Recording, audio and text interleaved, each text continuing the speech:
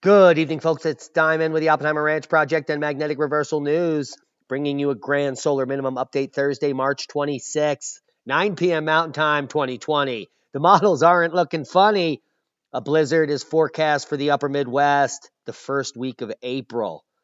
That's coming in a pretty solid model there. Not only that, look at the amount of snow in the West, including the Northwest, Maine, and the Appalachians through April.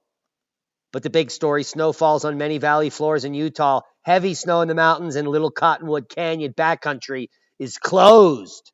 No more fun for you kids. Keep calm. It's boom time. Heavy wet snow leaves power outages across New England earlier this week. Let's check the numbers. Wow, that looks like a drug deal.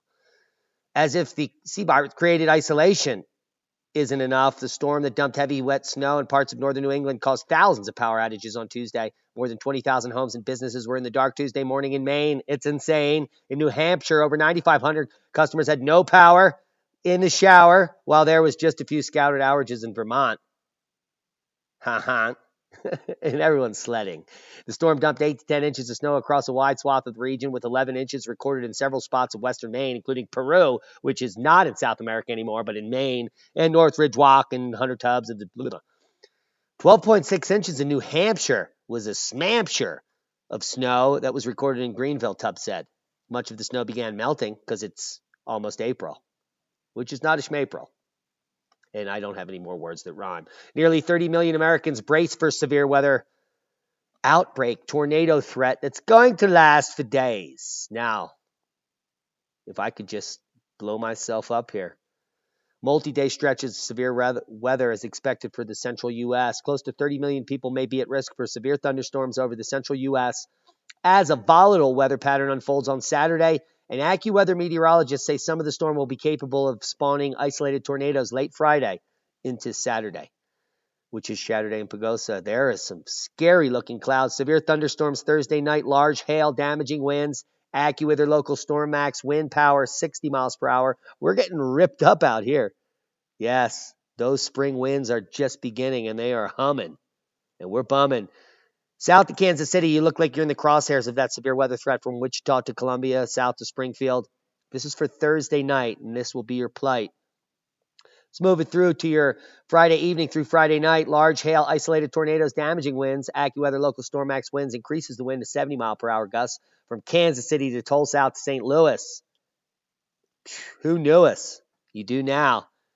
And that severe weather threat continues Saturday through Saturday evening with damaging wind gusts, hail, torrential downpours, isolated tornadoes, and travel disruptions from Chi-Town all the way south past Little Rock. And that's a tick-tock all the way to the weekend. And that's tonight's first boom to severe weather and the spring hail outlook. Now snow's coming back to Denver this weekend and everywhere in the West. All the way through April, we'll get to the models. Spring air settles in. Snow possible on Sunday in Boston as one of those Alberta Clippers makes a visit.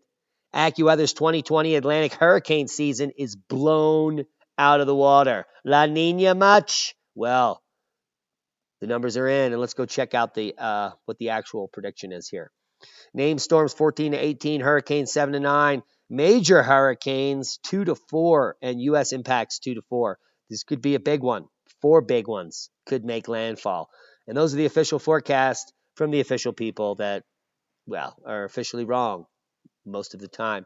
Critical fire weather conditions persist over the high plains as we are getting blown away here. Things are missing and the winds are whipping. Severe thunderstorm threat over central U.S. Several days of very dry air combined with gusty winds will continue. Critical fire weather conditions over portions of the southern and central high plains into the weekend. These conditions could lead to the growth and spread of wildfires. Given ignition, severe thunderstorms are forecast for eastern Kansas across the Midwest Friday and the Mississippi River Valley Saturday, which I don't have to reiterate is, well, Saturday. And here you can see that pink region is high wind warning. And we're in the Four Corners region right over here in Archuleta County, which has its first confirmed case, by the way. And the winds are whipping. Winter storm watches and warnings for southeastern Wyoming. And there's flood warnings and watches all the way down the Mississippi Valley. So heads up. let's check the models, and they are astonishing. Here's your Friday. There's going to be some snow in the Sierras that continues. More snow in Utah that caused those closures. More heavy snow. And we're going to be checking that on the last 24-hour snowfall analysis coming up shortly. Into your Sunday, which is your fun day. So we have most snow in Colorado, and then a little clipper moving through the upper Midwest and attacking Maine with up to 18 inches of snow showing up. Could be more in some regions. So heads up, Maine. It's insane. You are going to be buried from Sunday, March 29th through Tuesday. It's going to be a 3-day event. And then take a look. Another system moving through Michigan, down into Pennsylvania there in the Appalachians.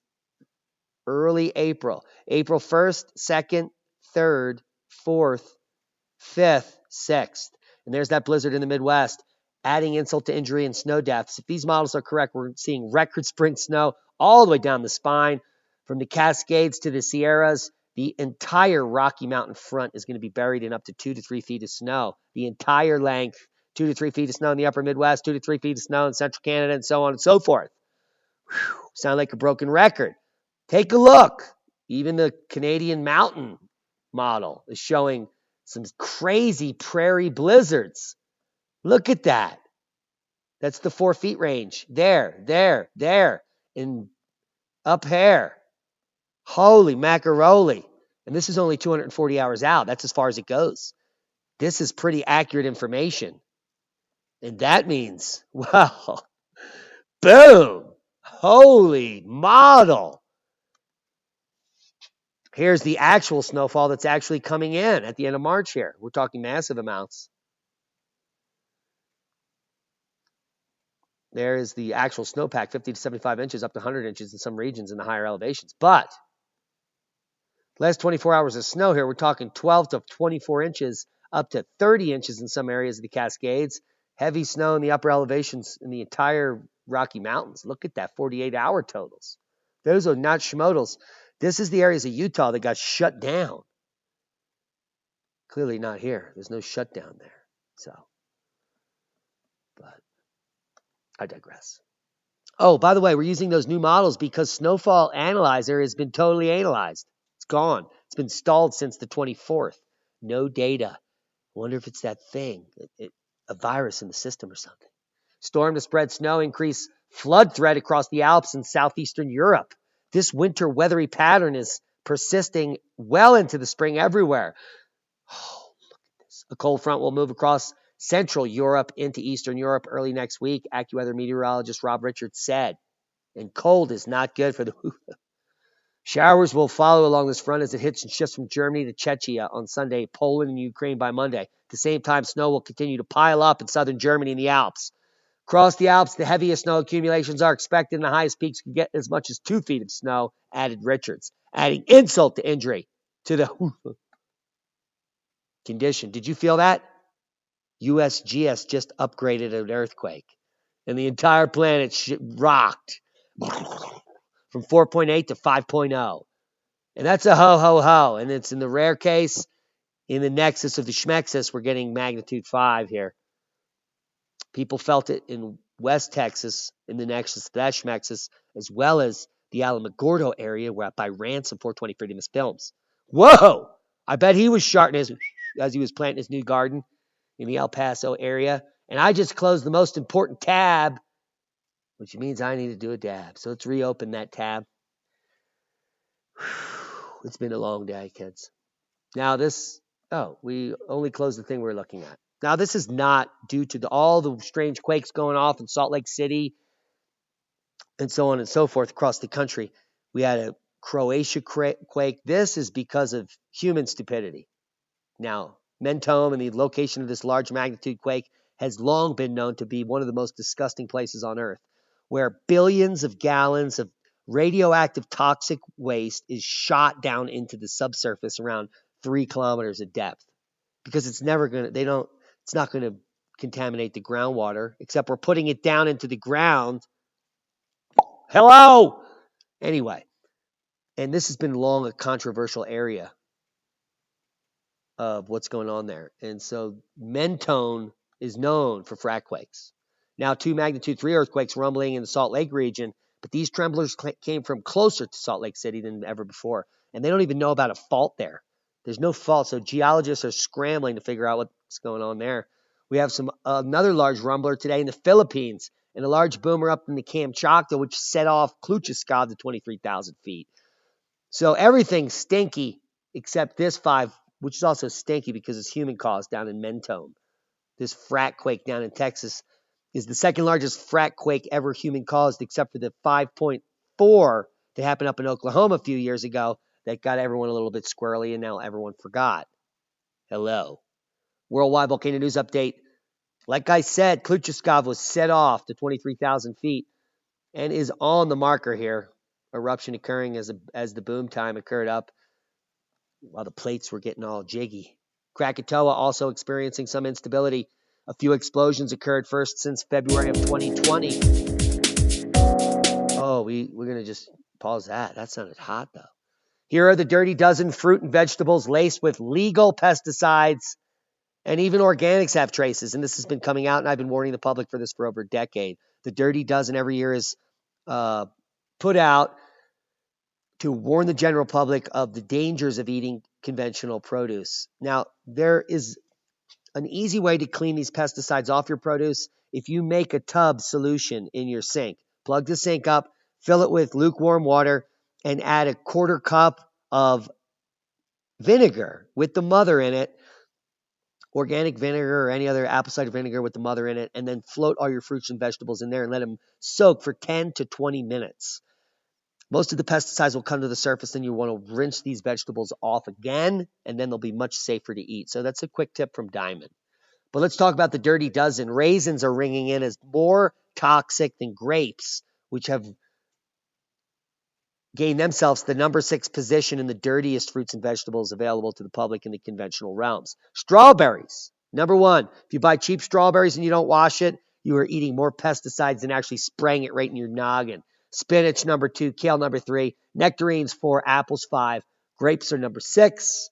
Peaches, 7. Cherries, 8, 9. Pears, Schlavil, Schlavazel, and so on. So those are the dirty dozen. Like your cousin, you know the one I'm talking about. But you can soak them in vinegar for 10 to 20 minutes and remove much of those pesticides and other coverings and spray paints and other shit. Just buy organic and you eliminate all that. There is some pesticide residue on organics because of cross-contamination from the same conveyor belts. And all we recommend is that you wash your organics the same way that I recommended, with a dilute solution of vinegar and room temperature water, soak for 10 to 15 minutes. There's also a clean 15 that's always listed. So if you're cheap and you can't purchase a $2 bottle of vinegar, and you have to buy the conventional, there are clean vegetables like avocado, sweet corn, pineapples, onions, and papaya, sweet peas, and eggplant, asparagus, and so on and so forth. So read the article if you care about the health and welfare.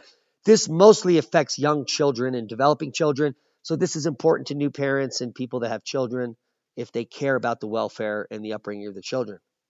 Not many parents do these days, as I am becoming more and more aware. Now, Colorado distilleries, the hero of the day, switched to making hand sanitizer, and they're giving it away for free. Now, kudos to you guys.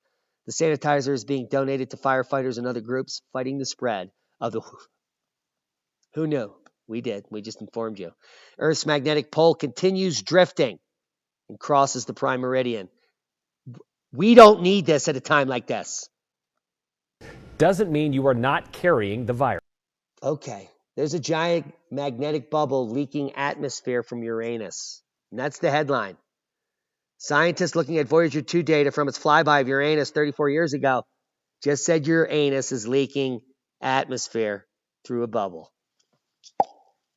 I don't even know why that's allowed on the internet. We're demonetized anyway. 200 million year old shoe print found on a lump of coal has been proven to just be a fantasy. So this oop art dies in the annals of fake news. Many oop arts need to go into this pile because uninformed people see something that has a shape of something. Hello, Mud Fossil University. And they're like, look, it's a giant. It's going to wake up. And he stepped here once in this coal. Well, let's get to some real science and facts. MIT PhD, inventor of email for U.S. Senate, Dr. Shiva up in Massachusetts. Absolutely a fantastic, fascinating individual, extremely smart. We had a wonderful conversation. It's going to be up in just about an hour, so go check out that interview. He is also the creator of systemshealth.com, basically rewriting everything that we've been taught is a lie. And he's right on page with us. The Climate of Science is a book he just wrote a year ago, and on and on. So please check out the video. It was awesome. Hope you got something out of the video. Times are changing. People are stepping up to the plate. Join the Shiva Nation and stick your foot in the man's ass. We love each and every one of you. Thanks to our one-time donors.